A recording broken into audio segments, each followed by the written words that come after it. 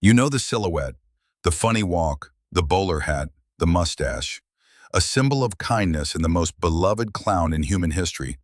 But forget that image. It's the greatest lie. The real Charlie Chaplin was a ruthless tyrant, driving actresses to nervous breakdowns, forcing them to reshoot a scene 342 times. He earned 10 times more than the President of the United States, yet lived in constant fear of poverty until his death. And the worst part, he became the personal enemy of FBI Chief J. Edgar Hoover.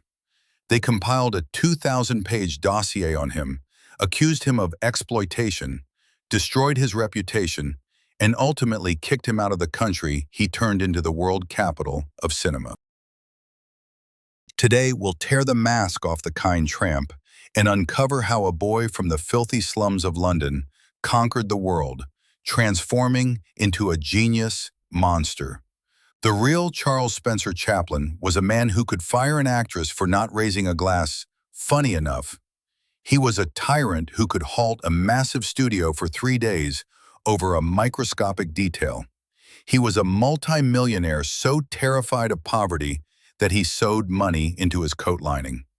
We're used to seeing him as a sweet clown, but Chaplin's story isn't a fairy tale. It's a brutal thriller about how a boy from London's slums decided to conquer the world so it could never hurt him again.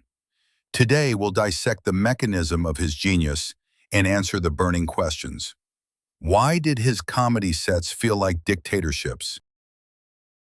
Why did the FBI and Hollywood truly hate him? And how did childhood trauma turn a tramp into the most influential person of the 20th century? Act 1. The Tyranny of Perfection. 342 takes. Watch silent comedies from the early 20th century, and they seem like chaos and fun incarnate. Actors run, fall, throw pies. It all feels like pure improvisation, shot in one take for laughs. The myth says Charlie Chaplin was the king of this effortless charm, but the truth was terrifying. On Chaplin's set, no room existed for fun. The atmosphere was what modern psychologists would call toxic, and his crew simply called it a grind. To grasp the scale of his obsession, let's jump to 1929, the filming of his masterpiece, City Lights. There's a pivotal scene where the tramp meets the blind flower girl. It's a moment of incredible tenderness. The tramp walks by, the girl offers him a flower, mistaking him for a wealthy duke. This sets up the entire drama. The audience sees just a minute and a half of magic, but behind those minutes lies a record that still stands as a clinical diagnosis in film history. Chaplin shot that scene 342 times. Think about that number, 342 takes. Not a complex stunt, not a building explosion, not a massive battle scene, just a girl offering a flower and saying 2 words. "Flowers, sir?" Nothing satisfied Chaplin. The way she held the bloom, the turn of her head, her smile. He was furious. His partner, 20-year-old Virginia Cherrill, wasn't a professional actress, and Chaplin picked her for her naturalness. But once filming began, that naturalness became his worst enemy. He didn't want natural. He wanted a living person to become a perfect mechanism, executing the program in his head. By the 300th take, everyone's nerves were shot. Virginia, exhausted from hours of repeating the same gesture, asked to step out to the hairdresser. Chaplin, in a fit of rage, yelled at her and fired her on the spot. At that moment, he was ready to destroy a film with massive investment rather than compromise. This wasn't creative exploration, it was tyranny. Chaplin tried to find another actress, reshot tests with new candidates, but realized he'd already filmed too much with Virginia. Economics beat ego. He brought her back, but their relationship remained icy until the end of filming. Virginia Cherrill later said she never loved Charlie, she feared him. Why does this matter for understanding his personality? Because here lies Chaplin's central paradox. He crafted the kindest, most empathetic, and human character in history, using the methods of a ruthless dictator. He treated people like clay. If the clay didn't take the right shape, he'd either break it or reshape it thousands of times until it was perfect. His perfectionism wasn't a chase for quality in the usual sense. It was a form of defense.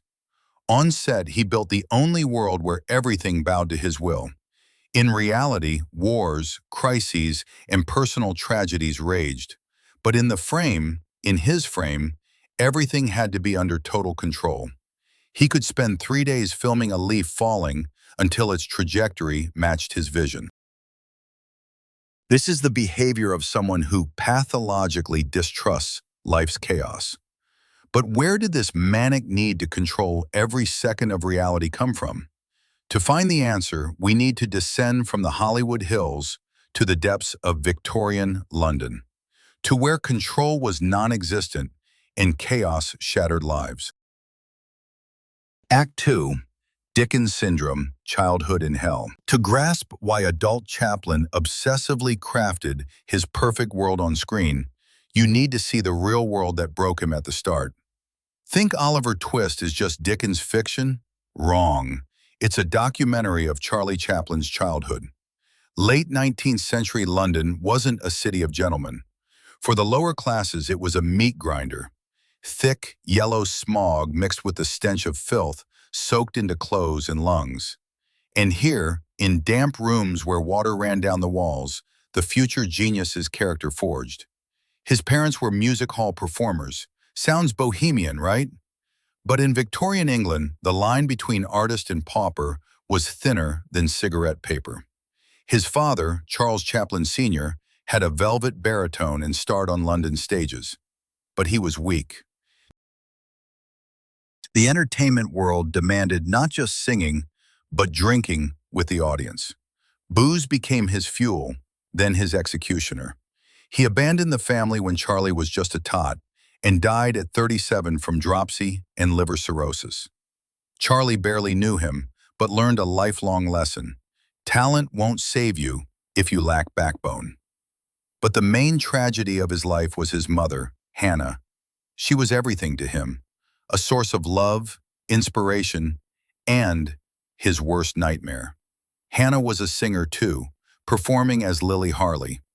Little Charlie worshipped her voice, but one evening in 1894, a scene unfolded that forever altered his psyche. 5-year-old Charlie stood backstage at a cheap theater where Hannah performed. Suddenly, her voice cracked. She tried to sing, but only a rasp came out. The audience, full of drunken soldiers and laborers, didn't forgive weakness. They jeered, booed, and hurled trash at the stage. Hannah fled in terror. Then the theater manager, desperate, shoved little Charlie on stage. The boy didn't flinch. He started singing a popular ditty, Jack Jones. The crowd froze, then erupted in laughter and applause. Coins rained onto the stage. That moment was a turning point. In the same instant, Charlie found his calling and lost his mother. Because Hannah's voice never returned. Without work, the family plunged into absolute black poverty. They sold everything down to their clothes. Hannah began to lose her mind. Hunger and likely syphilis ravaged her brain. Charlie watched as the most precious person in his life turned into a mad, muttering old woman who didn't recognize her own children. The workhouse awaited them.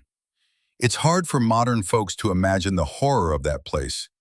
It was a prison for the poor. Families split up. 7-year-old Charlie was torn from his mother and brother Sidney. His head shaved, he donned a uniform and became just a number. For the slightest misstep, children faced the whip. In those cold corridors of the Hanwell Orphanage for the Destitute, Chaplin's overwhelming sense of loneliness was born. He realized, in this world, no one comes to help. There's no God, no justice, just you and a cold system that wants to grind you down. When his mother was finally committed to the Cane Hill Asylum, Charlie and his half-brother Sidney found themselves on the streets. They slept in parks, stole food from stalls, scavenged trash. But this hell gave him his superpower. To survive, Charlie learned to observe. He watched drunks in pubs, policemen, pompous rich folks stepping over puddles. He absorbed their walks, their gestures, their hypocrisy. He learned to mimic them, to become invisible, or conversely, to entertain them and earn a crust of bread. Laughter became more than amusement. Laughter became currency. Laughter became armor. He understood, if you can make someone laugh, they won't hit you. If you're funny, you're safe. Thus, from the filth of London's slums, from his mother's madness and his father's fading away in empty mansions, the image of the tramp began to crystallize. Not a romantic hero, but a survivor who maintains a gentleman's dignity, even while rummaging through garbage. Because Charlie knew firsthand, lose your dignity and you're truly dead. Childhood ended. The battle for a place in the sun began. Act 3. Anatomy of the Tramp. Birth of the Immortal. Jump to 1914. Sunny California. Dusty Keystone Studio. Young Englishman Charlie Chaplin is in turmoil. He feels like an outsider in American cinema. He doesn't grasp the local slapstick humor, all chases and kicks. Producer Max Sennett already wonders if hiring this oddball was a mistake. In a moment of crisis, Sennett tosses him a casual line. Put on some funny makeup, anything. Legend has it, Chaplin wandered into the costume room and grabbed the first things he saw. But if we dissect what he wore, it wasn't random. It was a subconscious eruption of his life experience. In minutes, he assembled a puzzle that became the most recognizable silhouette of the 20th century. Let's break down the tramp to see not a clown, but a tragic symbol. The whole tramp's outfit is built on glaring contradiction. It's an oxymoron stitched in fabric. First, pants and jacket. He wore baggy pants, 3 sizes too big, and a tight short jacket ready to split at the seams. This is the essence of his social conflict. The pants symbolize extreme poverty, hand-me-downs from someone bigger and stronger. They drag him down to the earth, to the reality of a tramp. The jacket is his claim to dignity. It's too small, but Chaplin buttons it up, trying to maintain posture. A desperate attempt to appear a gentleman when you're broke. The upper half reaches for high society, the lower drags through the slums. Second, shoes. Huge, worn out with curled toes. Size 12 shoes on a man who wears a size 7. To keep them from falling off, Chaplin wore them on the wrong feet. Right on left, left on right. These are the feet of a man always on the move. No home, no carriage, no place to rest. It's the walk of a pilgrim doomed to wander America's roads forever. The famous duck walk wasn't just for laughs. It's a way to keep balance in shoes that don't fit, in a world that doesn't fit. Third, bowler hat and cane. The main attributes of an English bourgeois, a bank clerk, or an aristocrat. For a real rich man, a cane is a power accessory. For the tramp, it's a survival tool.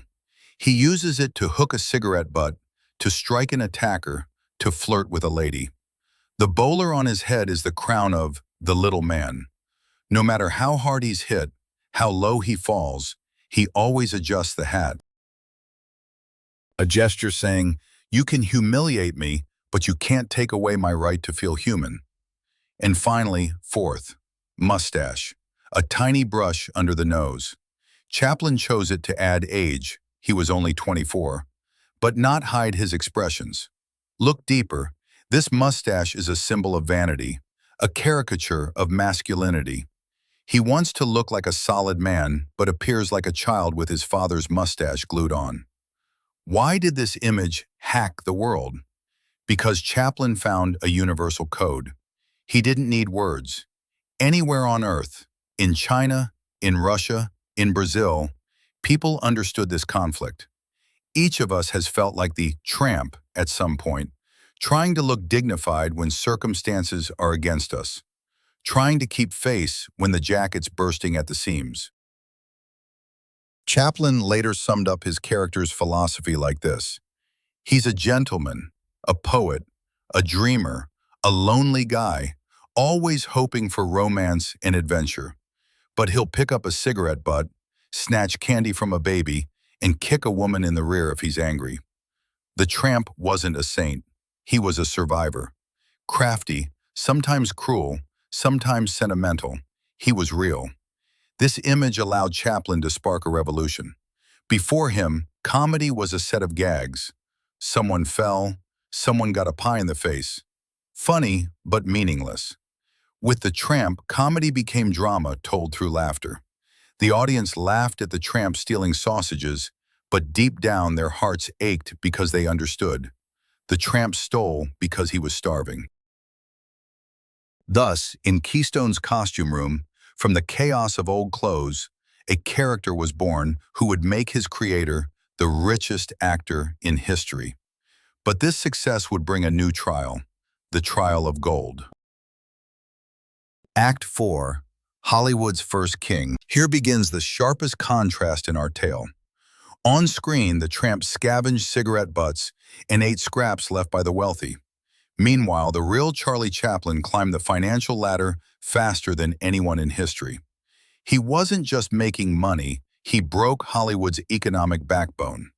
To grasp the scale, let's look at the numbers. In the early 20th century, cinema served as cheap entertainment, and actors were mere hired hands, earning peanuts. Studio owners kept them on tight leashes, raking in millions off their faces. Chaplin changed the game in 3 years. His paychecks looked like banking errors. 1914, Keystone Studios. Chaplin, a rookie. His salary, $150 a week. Not bad for a former street performer, but still clerk level. 1915, S&A Studios. Chaplin realized audiences came not for films, but for him. He demanded a raise. Result? $1,250 a week, plus a $10,000 signing bonus. 1916, Mutual Studios. Just 2 years since his debut, a contract that shook the world. $10,000 a week, plus a $150,000 bonus. Total earnings at Mutual that year, $670,000. To put it in perspective, the President of the United States earned $75,000 a year. A 26-year-old comedian with no formal education made nearly 10 times more than the man running the country. When journalists asked if he found this sum immoral, Chaplin replied with icy calm, "I got into this business for the money, and art grew from that desire. If people are disappointed by this, there's nothing I can do." But this was just the beginning. In 1917, Chaplin made a move that cemented his status as a god. He signed a deal with First National for $1 million. This was the first million-dollar contract for an artist in history. Newspapers went wild. Bankers were furious. How could a clown kicking people on screen be worth such money? The secret wasn't greed. The secret was fear and strategy.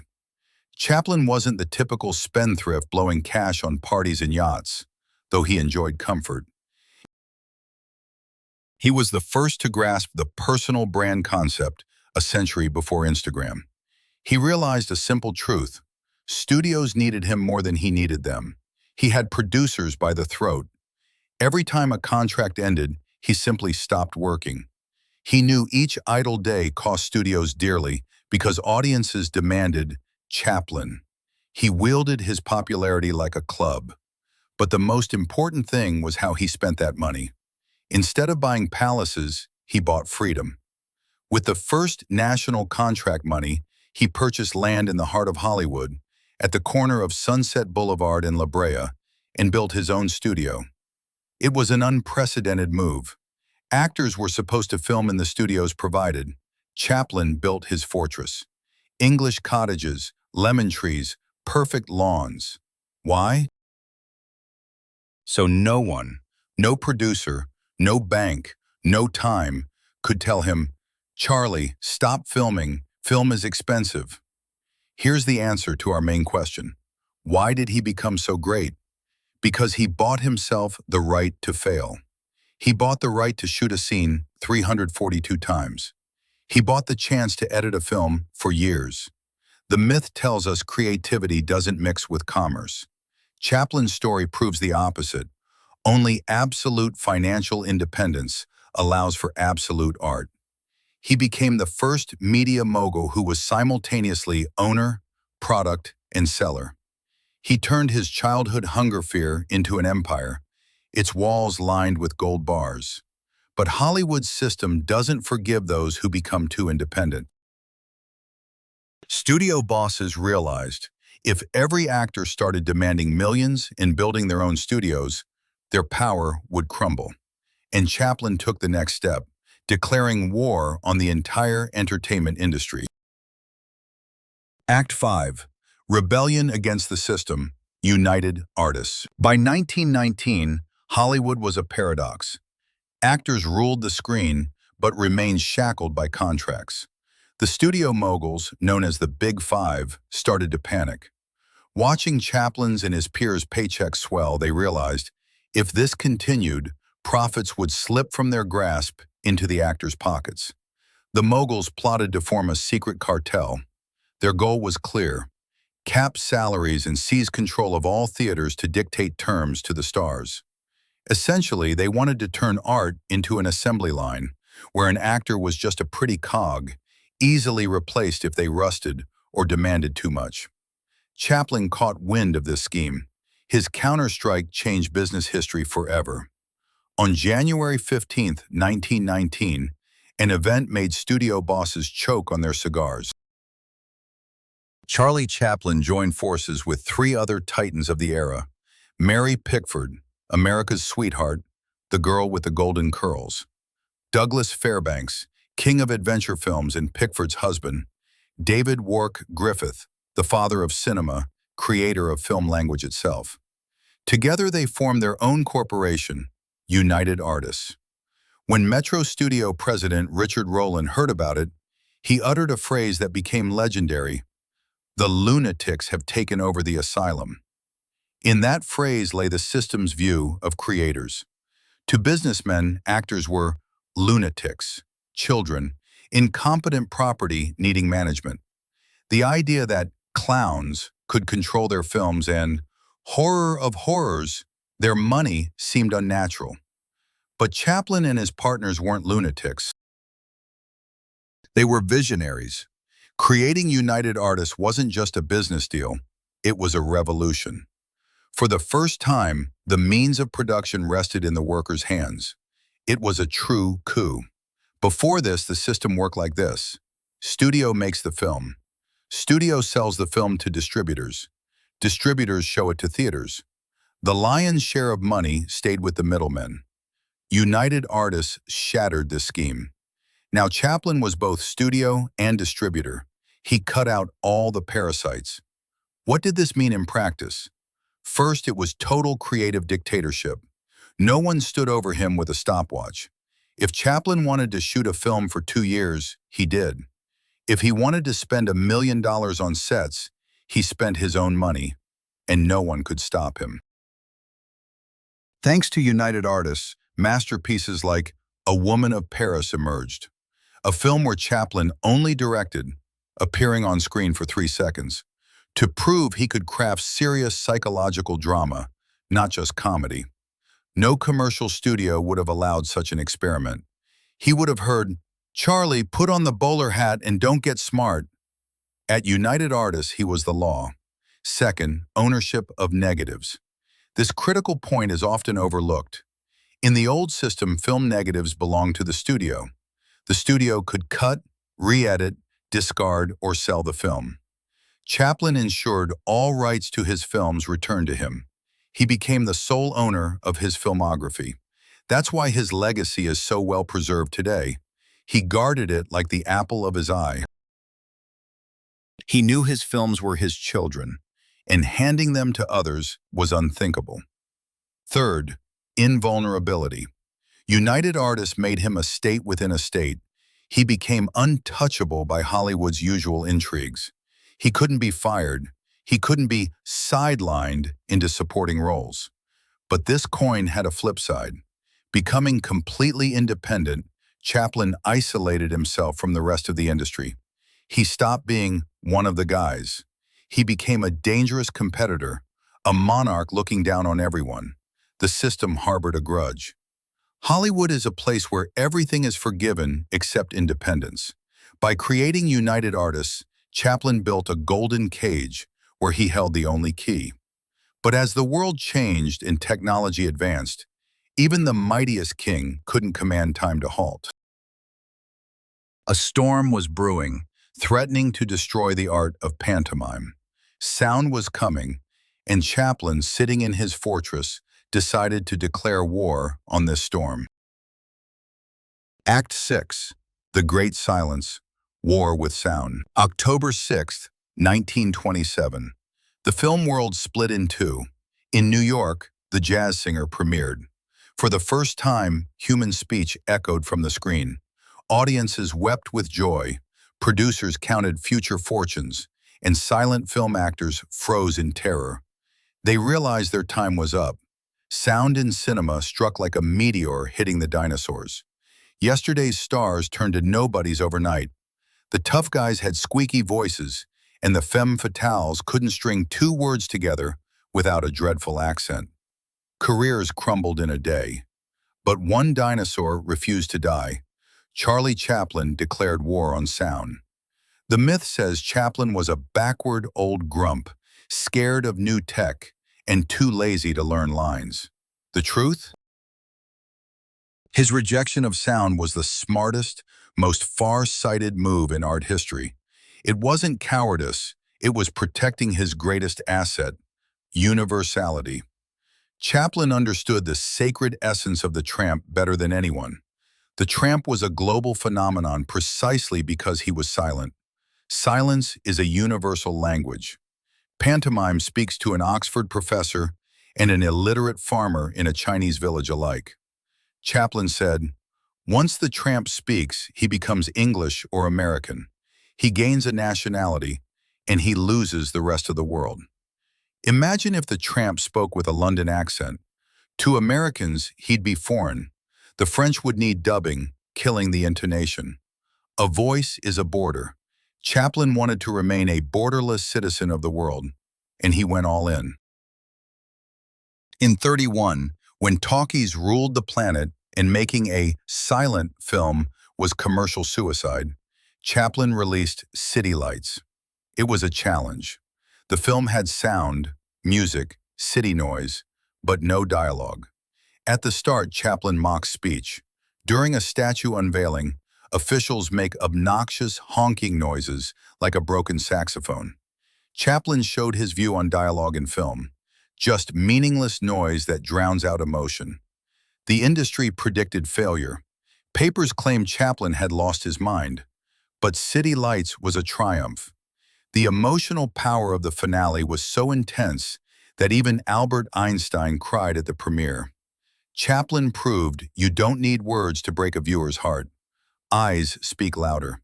But the war raged on. Pressure mounted. By 1936, making silent films was technically impossible. Equipment vanished. So Chaplin created Modern Times. This was a farewell film. Chaplin knew he couldn't hold back progress anymore. He devised a genius move to give the tramp a voice without killing his essence. In the film's climax, the tramp must sing in a restaurant. He steps on stage, the orchestra plays, but he forgets the words. He glances at his cuff where the lyrics are scribbled, but it flies off with his sleeve. So he sings in a made-up language, a mix of French, Italian, and pure gibberish. La spinache o la bouchon, cigaretto portobello. It was the ultimate trolling act. The tramp finally spoke, but said nothing. The audience laughed, but the message was deeper. Meaning comes through tone, gesture, energy, not linguistic constructs. He beat sound by turning it into a joke. Yet the end of Modern Times is tragic. The tramp and his companion walk down the road into the horizon. For the first time in Chaplin's films, the ending wasn't a pure, happy ending. It was a walk into eternity. Chaplin knew, in a world of talkers, the tramp had no place. The little man died because the world became too loud, too complex, too cynical. The age of innocence was over.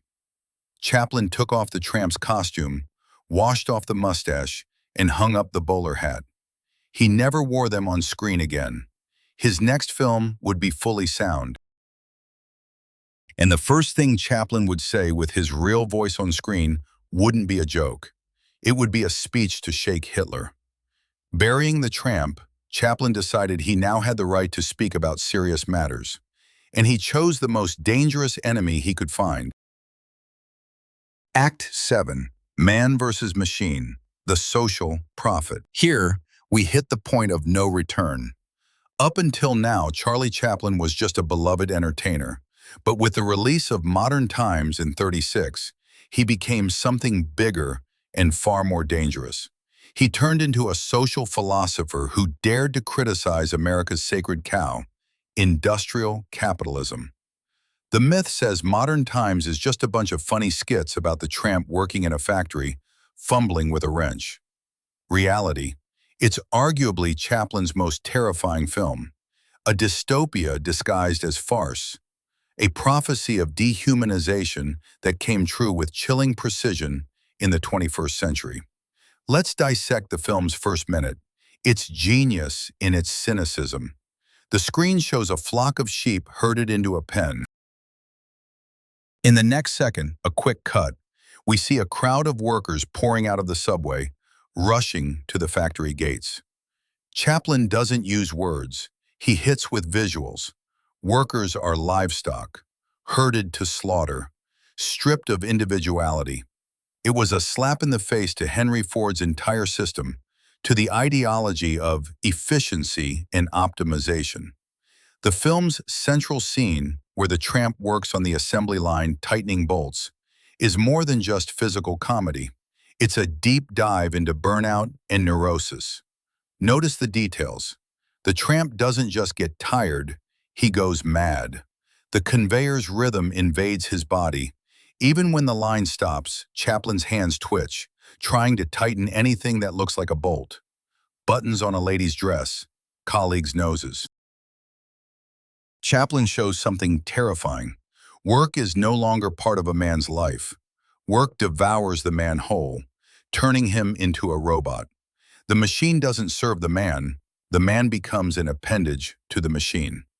In one of the film's most chilling scenes, delivered of course as uproariously funny, scientists propose a feeding machine to the factory boss, a contraption to shove food into a worker's mouth so he doesn't waste time on lunch breaks. The machine breaks down and starts pummeling the tramp with a corn cob. The audience laughs. But the scene's subtext is blood-curdling. The system is ready to turn eating, a basic human need, into part of the production cycle, just to save a few seconds of profit. Chaplin posed a question that sounded like heresy in '30s America. What's the point of progress if it makes us miserable? In this film, there's a scene that became a red flag for the FBI. The tramp accidentally picks up a red flag that fell off a truck, a signal flag for oversized loads. At that moment, a workers' demonstration turns the corner. The tramp ends up leading the march with a red flag in hand. The police arrest him as a communist agitator. Chaplin claimed it was just a coincidence, a comedic gag. But Edgar Hoover, the FBI director, saw something else. He saw Chaplin as an ideological enemy. In the depths of the Great Depression, with millions starving and Marxist ideas gaining traction, the world's most famous man made a film claiming capitalism was inhumane, the police were brutal, and prison sometimes cozier than freedom. Because at least in prison, you get fed. For the American elite, this was betrayal. They forgave his eccentricity, they forgave his wealth, but they couldn't forgive his critique of the American dream. Chaplin showed that for the little man in this system, there's no place. that honest work doesn't lead to success, but to nervous breakdowns and hunger. Modern times became a watershed. The public still adored their clown, but the powers that be started marking him in their files as unreliable. Chaplin stepped beyond entertainment. He began speaking about justice. And if in modern times he criticized the economic system, in his next move he aimed at the very essence of global evil. He decided to engage in a personal duel with a man whose name the world feared to speak aloud. Act 8. Stolen Mustache, Duel with the Devil. In the late 30s, Charlie Chaplin faced the strangest and most chilling coincidence of his life. It felt like a cruel, cosmic joke. On the other side of the world in Germany, a man rose to power who looked like his evil twin, Adolf Hitler. The facts linking them sent shivers down the spine. They were born in the same week, Chaplin on April 16th, Hitler on April 20th, 1889. Both grew up in poverty. Both were failed artists in their youth. They shared the same height, the same build. And most strikingly, they wore the same mustache, the famous toothbrush under the nose. Chaplin made it a symbol of vulnerability and kindness. Hitler turned it into a symbol of hatred and death. Chaplin felt his face had been stolen. He said, "That madman has taken my mustache. I must take it back." But the issue ran deeper than mere appearance. Chaplin understood that Hitler was also an actor, the greatest actor of a ruined theater, using the same tools to sway the masses as Chaplin, but with a negative twist. Hitler ignited fury with emotions. Chaplin awakened compassion. It was an inevitable duel. The two most famous men on the planet, two poles of the human soul, were destined to clash. In '38, Chaplin announced he was starting work on The Great Dictator. Today it seems logical and right to mock Nazism, but back then it was an act of madness and political suicide. Why? Appeasement politics. Europe still hoped to negotiate with Hitler. Britain hinted to Chaplin that the film might face a ban to avoid angering their German partners. American neutrality. The U.S. clung to isolationism. Pro-German sentiments ran strong. Remember the German-American Bund marches. Hollywood's money.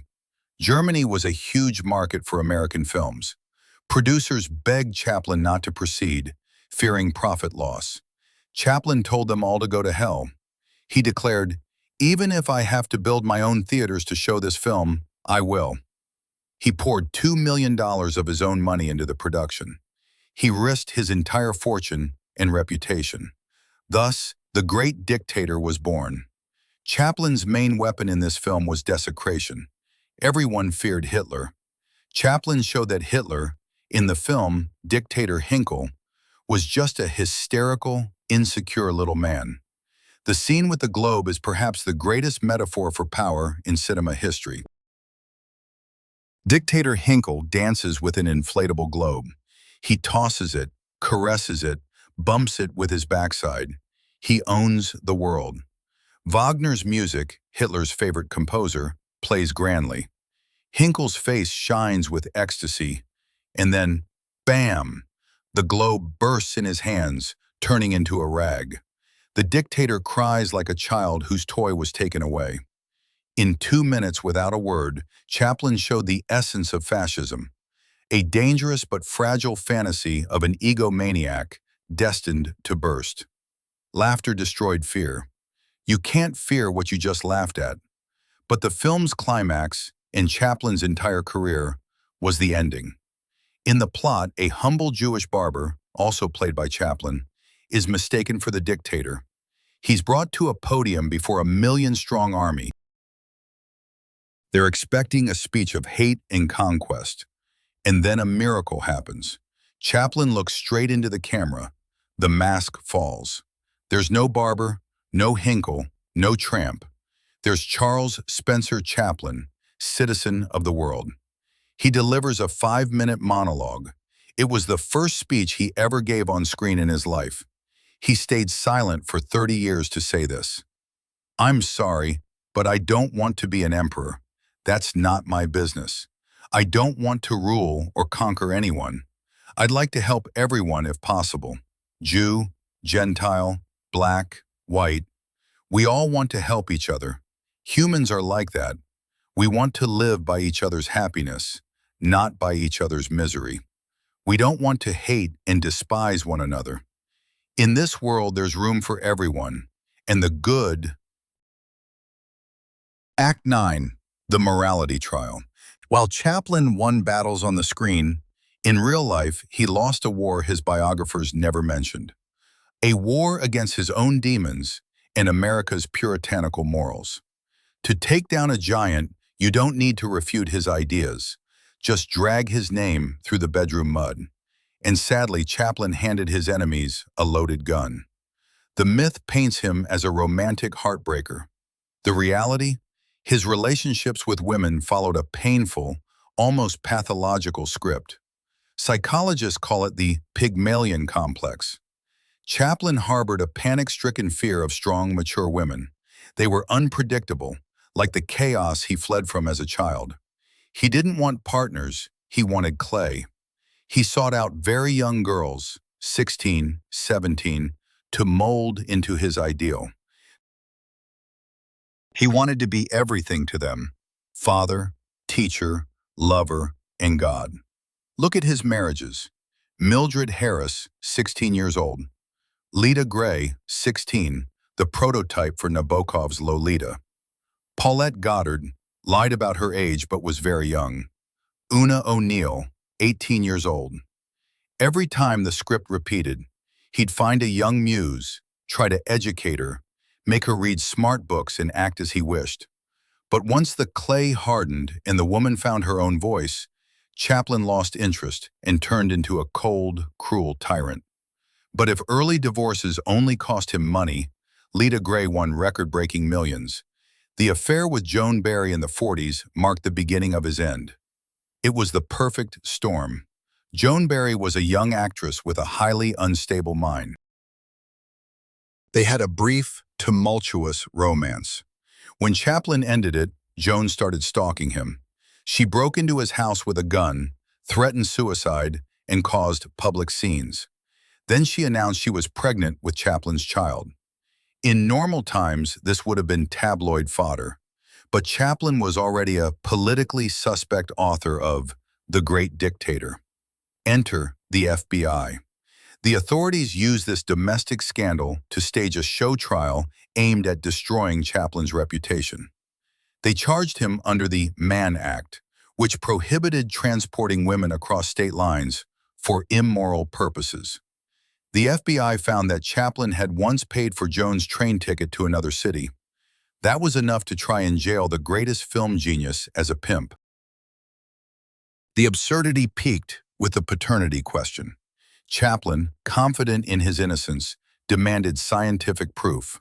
Blood tests were conducted. Medicine gave a clear answer. Chaplin was not the father of Joan Barry's child. The blood types didn't match. It was a biological fact that couldn't be disputed. But the jury ignored science. In a frenzy fueled by the press calling Chaplin a lecherous dwarf and foreign pervert, the court ruled guilty.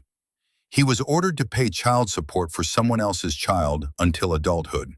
It was a message to all of America. Look, your idol isn't a gentleman in a bowler hat. He's a dirty old man exploiting American girls. Chaplin's reputation was torn to shreds.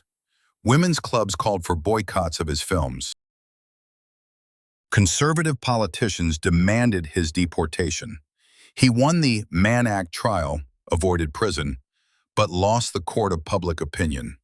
The irony is that in this darkest moment, he met the one he had always been searching for. Una O'Neill, daughter of the great playwright Eugene O'Neill. She was 18, he was 54. The world shouted, "Another victim." Her father cursed her and disinherited her. But Una was the only one who broke Chaplin's pattern. She didn't need educating. She was calm, wise, and fanatically devoted to him. She gave up her own acting career to be his rock. She bore him 8 children. She stood by him when friends betrayed him. She held his hand as he died. This love saved his sanity, but it couldn't save him from the state. While Chaplin found family happiness, FBI Director Edgar Hoover finished the last pages of a file marked "Secret." The trap was set. It just needed to be sprung. Act 10, Public Enemy. The secret dossier of 2,000 pages. While Chaplin battled the courts and the press, a different kind of weapon forged against him in the shadowy offices of Washington. His chief adversary wasn't a jealous husband or a scorned actress, but the most powerful lawman in America, FBI Director J. Edgar Hoover. Hoover despised Chaplin. This wasn't just professional vigilance, it was a personal, almost visceral hatred. Hoover was a paranoid Puritan, a conservative who saw the world in black and white. Chaplin was a liberal, an atheist, a man of the world, and worst of all, he was uncontrollable. To the head of the FBI, Hollywood's richest clown posed a national security threat. The FBI's archives held a file on Chaplin that spanned 1,900 pages. Think about that scale. Nearly 2,000 pages of reports, wiretaps, and agent notes tracking his every move. What had the comedian done to warrant such scrutiny, as if he were a cartel boss or a Soviet spy? The answer is simple and chilling. He dared to have an opinion. Chaplin's cardinal sin lay in his activism during World War II. In 1942, as Nazis pushed toward the Volga and the U.S. had yet to open a second front in Europe, Chaplin became a voice of conscience. He spoke at rallies, urging the government to aid the Soviet Union immediately. At a rally in San Francisco, he began his speech with a word that sent shivers down FBI spines. "Comrades," Chaplin continued, "I call you comrades because you and the Russians fight for the same thing. For life." In 1942, that was patriotic. Russia was an ally. But Hoover, with an elephant's memory, noted it in his little black book. As soon as the war ended and the Cold War began, those words became evidence. What was heroism yesterday turned into betrayal today. The FBI began methodically crafting Chaplin's image as a closet communist. Officially, Chaplin never joined the Communist Party. He said, "I'm not a communist, I'm a peacemonger." But in the McCarthy era, the age of witch hunts, nuances didn't matter. Another fact infuriated patriots. Charlie Chaplin had lived in the U.S. for nearly 40 years, earned hundreds of millions here, became an icon of American culture. Yet he never took American citizenship. He remained a subject of the British Crown. When asked why he wouldn't become an American, Chaplin replied, "I'm a citizen of the world. I don't need papers to love a country." Hoover saw it differently. This brazen foreigner comes here, takes our money, sleeps with our women, tells us how to live, but thinks he's too good to become one of us. The FBI launched a campaign to squeeze him out. They couldn't jail him for politics. Freedom of speech formerly existed. So they acted through the press. Hoover leaked sordid details of Chaplin's personal life to notorious gossip columnist Hedda Hopper. She fanned the hysteria in newspapers, asking, "Why do we let this man live among us?" In 1947, Chaplin released Monsieur Verdoux, a dark comedy about a Bluebeard who kills rich widows to feed his family. At the premiere, the unthinkable happened. The man who had been adored for 30 years faced booze. At the press conference, instead of film questions, journalists shouted, "Are you a communist? Why aren't you a U.S. citizen?" Chaplin, used to adoration, felt shock. He suddenly realized he stood in hostile territory. He was no longer our Charlie, he was that red Jew.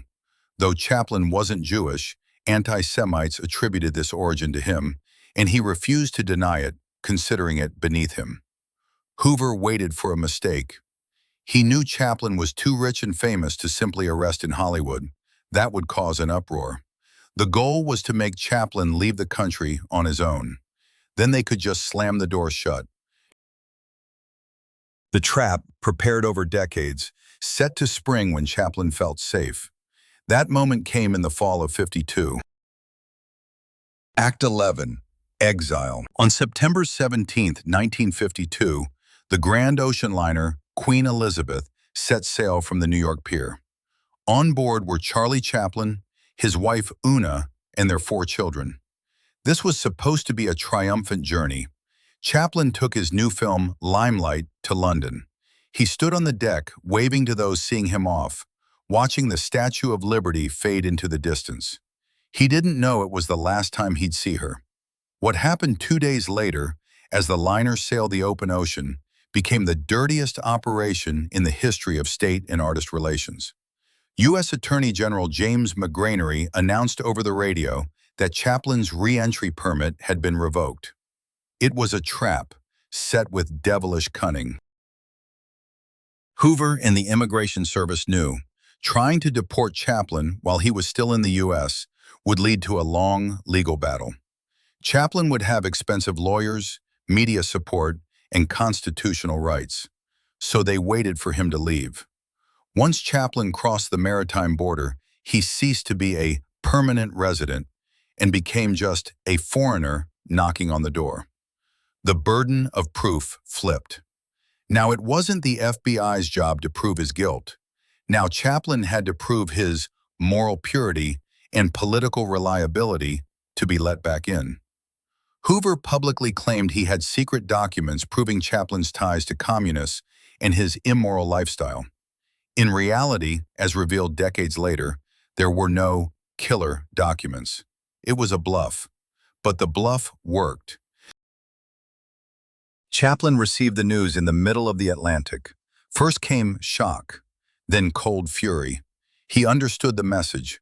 We're not kicking you out, but if you come back, we'll drag you through holding cells, humiliate your family, and destroy what's left of your health. And Chaplin made the hardest decision of his life. He chose not to return. He uttered his famous line, "I wouldn't go back there, even if Jesus Christ were president." But one problem remained, a massive problem. All of Chaplin's money, millions in cash, stocks, securities, film rights, safes full of jewels, was left in America. The authorities hoped to freeze his assets and make him crawl back. Enter Una O'Neill. This delicate 27-year-old woman pulled off what could be called the financial heist of the century. While Chaplin stayed in Europe, Una returned to Los Angeles. She appeared to be just a harmless young mother. The FBI didn't take her seriously, but Una acted swiftly and decisively. With power of attorney from her husband, she sold off all their property, liquidated accounts, sewed checks and bonds into the lining of her mink coat, or, according to another version, simply transferred everything through European banks before the accounts could be seized, and moved the family's entire fortune to Switzerland. Before leaving, she performed a symbolic act that wounded American pride the most. She, a Native American, daughter of a great playwright, went to the embassy and renounced her U.S. citizenship. She chose to be a British citizen, like her husband. The family settled in Switzerland, at the Manoir de Bonn estate. It was a beautiful place. Mountains, a lake, a vast park, silence. It seemed like paradise. But for Chaplin, it was a gilded cage. He was cut out of history. In the U.S., his films were effectively banned. Theaters that dared to show City Lights or The Kid faced picketing by the American Legion. An entire generation of Americans grew up not knowing who Charlie Chaplin was. His name became taboo. He tried to pretend he was happy. He wrote memoirs, composed music, raised his children. But those who saw him in those years said bitterness had settled in his eyes. In 1957, he made A King in New York, a biting, satirical film mocking American paranoia, advertising, and the House Un-American Activities Committee. But it was the laughter of a man in deep pain. The film Limelight, whose premiere led to his exile, turned out to be prophetic. In it, Chaplin plays an old clown, Calvaro, who dies backstage while a young ballerina receives applause on stage. Reality matched the script. Chaplin was alive, but to the film world, he was dead. Hollywood had forgotten its creator. 20 years passed. The world changed. The witch hunts ended. Edgar Hoover grew old. And Chaplin became a living myth, a gray-haired elder strolling through Swiss meadows. It seemed the story would end like this. The greatest genius of cinema would die in exile, hurt and misunderstood. But in '72, a phone call changed the final act of this drama. The American Academy of Motion Picture Arts and Sciences decided to make amends. They invited him to receive an Oscar. Chaplin hesitated. He was afraid. He thought he might be booed again, or worse, met with polite indifference. He didn't know he was in for more than just an award. He was about to experience 12 minutes that would go down in history as the most emotional moment of the 20th century. Act 12, the triumphant return. We've reached the finale. The circle must close. April '72, Los Angeles.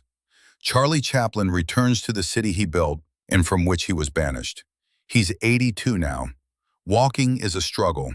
His hearing has faded, and his mind sometimes drifts to the past. This was the most terrifying day of his old age. Sitting in the limousine approaching the Dorothy Chandler Pavilion, Chaplin trembled. He seriously asked his wife, "Will they laugh at me? Will they boo?" In his memory, America was still Edgar Hoover's land, a land of headlines screaming, "Get out, red clown." He didn't realize that America had changed. A new generation had grown up, one that saw him not as a political enemy. The Oscar ceremony. The organizers took a huge gamble. They feared protests from right-wing radicals. They feared Chaplin might die from excitement right there on stage. The moment of truth arrives. The host announces his name. They show clips from his films. The audience laughs. And then the screen lifts. Onto the stage steps a small, very old man with white hair and a face swollen with age. It's almost impossible to recognize the tramp. No mustache, no bowler hat, none of that iconic walk, just frailty. And in that second, history is made with what became known as the ovation of redemption. The audience rises. 2,500 of Hollywood's richest, most cynical, and influential people, Jack Nicholson, Warren Beatty, Jane Fonda, leap from their seats as if on cue. They start clapping. At first, it's just a gesture of respect, but the applause doesn't stop. It grows louder. People start shouting. Many cry openly. This goes on for a minute, 2, 5, 10, 12 minutes. It's the longest ovation in Academy history. Why didn't they sit down? Because this wasn't applause for years of service. It was a collective apology. Hollywood begged forgiveness from its father. In the roar of applause, you could hear, "Forgive us. Forgive us for being scared. Forgive us for letting them drive you out. We know who you are. You are cinema." Chaplin stood in the middle of the stage, bewildered, blinded by the spotlights. He tried to speak, but his lips trembled. The great manipulator, who had controlled every audience emotion his whole life, lost control for the first time. He didn't expect such love. At some point, actor Jack Lemmon, standing nearby, made a brilliant gesture. He took off his bowler hat and handed it to Chaplin. Chaplin took the hat, and for 1 second, just a moment, the tramp awoke in that frail body. He made the famous gesture with the bowler, and the crowd roared with delight. When the noise finally subsided, Chaplin spoke just a few words into the microphone. Words seem so insignificant, so useless. I can only say, "Thank you for the honor of being invited here." He won again without grand speeches. Edgar Hoover would die a month after this ceremony, on the 2nd of May, '72. His name would become a symbol of paranoia and abuse of power. And Charlie Chaplin would live another 5 years surrounded by family and love, knowing he had won the ultimate battle, the battle against time. He died in his sleep on Christmas night, the 25th of December, 77. Fittingly, the man who gave the world so much joy left us on Christmas. We started by calling Chaplin a tyrant and a perfectionist. We saw his cruelty, his fears, his obsession with money and control. Does this diminish his greatness? On the contrary, it makes his greatness real. The myth of the kind clown is flat. The reality of a wounded boy from the slums who built a fortress of laughter to shield himself from pain is grand. His whole life was proof of one formula. The world is cruel. It has its Hitlers, its Hoovers, its workhouses, hunger, and betrayal.